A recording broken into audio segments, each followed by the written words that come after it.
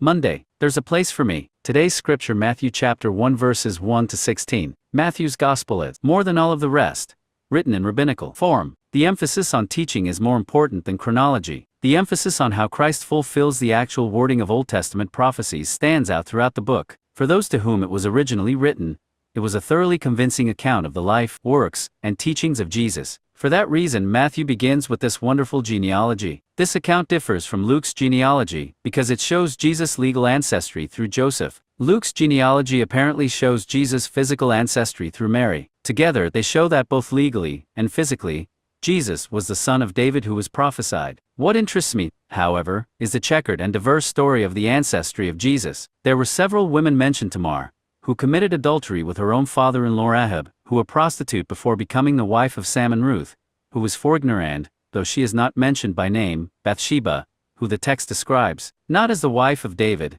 but the wife of Uriah, whom. There were great people of faith in the line of Jesus. There was Abraham, the father of the faithful, and there were Isaac and Jacob, the patriarchs. There were great kings: David, Jehoshaphat, Hezekiah, and Josiah, and there were terrible sinners: Ahaz and Manasseh, and others. Even some of the great were a mix of righteousness and sin. Abraham and Isaac lied. David committed adultery and murder. Solomon was seduced away from God in spite of his wisdom.